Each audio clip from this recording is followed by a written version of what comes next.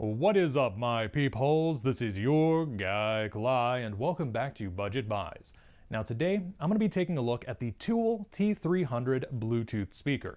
And that's spelled T-E-W-E-L, like jewel, as opposed to T-O-O-L. And just like my last few videos, this speaker was provided free of charge by the manufacturer for this review. Now, let's start things off with the price, because this is actually the most expensive Bluetooth speaker I have reviewed on this series yet, coming in at a whopping $24. And I know what some of you are thinking. I mostly review $5 Bluetooth speakers, so what business do I have looking at something so expensive? And believe it or not, I do actually own Bluetooth speakers that cost more than $10, which is my previous highest value speaker review. Because I don't just spend my YouTube budget on microphones. That's only about 95% of it. Anyway, back on topic. Now the T300 is a 5-watt speaker. Technically. I say technically because actually it has 3 separate elements inside. It has dual 5-watt drivers, which are true stereo, as well as a passive subwoofer.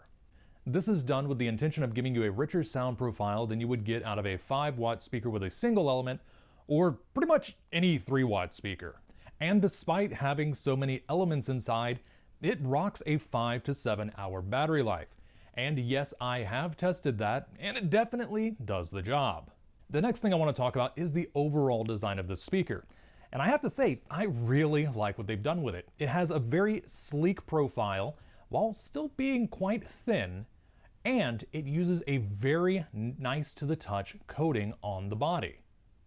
I want to say the outer skin is a type of silicone, and that theory is driven home even more by the fact that it actually covers the buttons and remains flexible.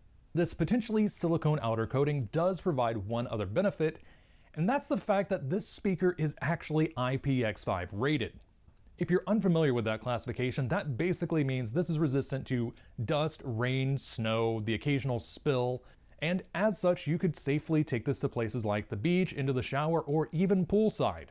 Though I would advise against throwing it into the pool because it is splash resistant, not dunk resistant. And something that goes hand in hand with that rating and the silicone outer skin is the fact that they use said skin to cover up the ports down here at the bottom.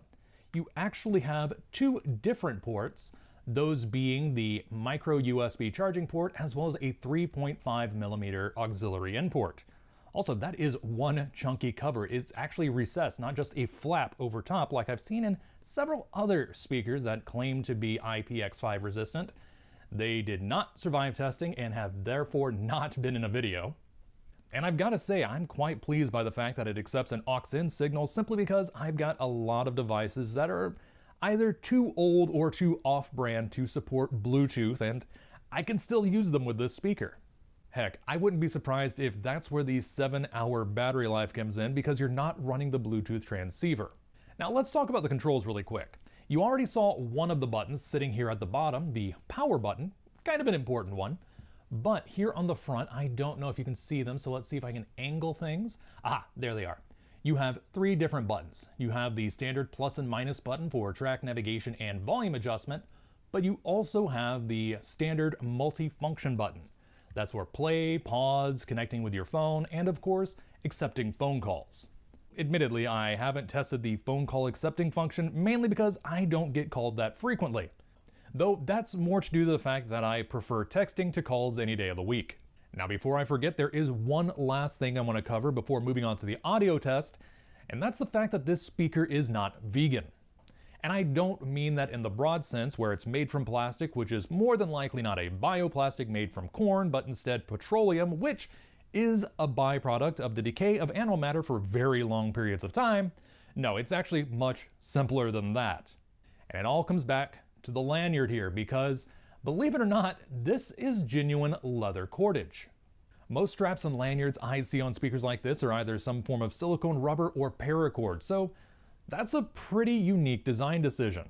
But enough about that, let me go ahead and hook this up to my phone and grab my non-lavalier microphone. So for today's testing, I decided to break out my Yeti Pro as opposed to my standard Blue Yeti because, well, I can. And before you ask, no, I didn't pay $250 to get this thing. I bought it for 40 bucks on eBay because the previous owner thought it was broken. And the joke's on them because this worked perfectly straight out of the box. But anyway, to start this off, let's go with a stereo channel test. Left channel, right channel, center channel, left channel, right channel, center channel, left channel, right channel, center channel, left channel, right channel, center channel, left channel, right channel, center channel, left. So based on what I was hearing in my monitor headphones, as well as what I'm seeing on the waveform on my laptop, it's definitely a true stereo speaker. And now let's see how it handles metal.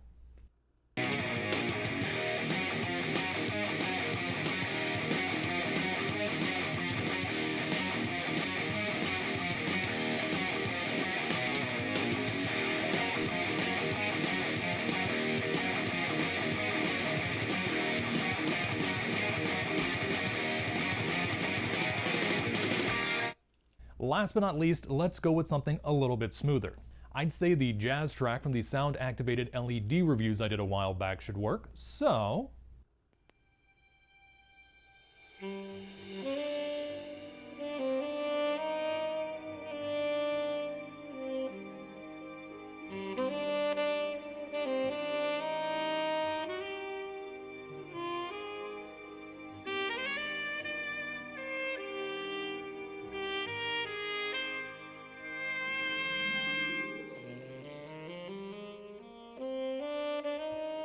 Okay, I'm not gonna lie, just now that test surprised the crap out of me. I've never actually listened to that song with a set of headphones. I typically just use a single element Bluetooth speaker in videos with it, but this time I had my monitors hooked into the Yeti Pro and I heard something I'd been missing out on this entire time.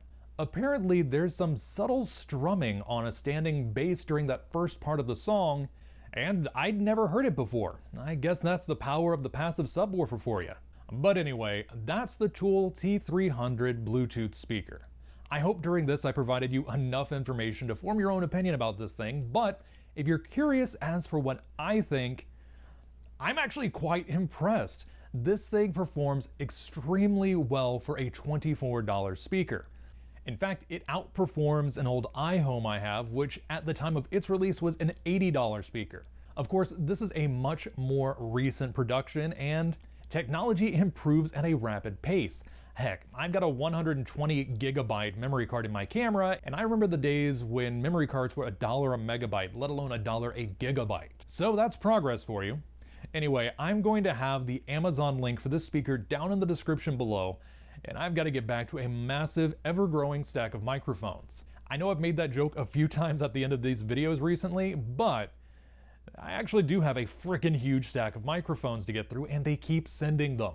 Not that I'm really complaining aside from scheduling conflicts, but anyway, until next time, this is your guy Cly, signing off.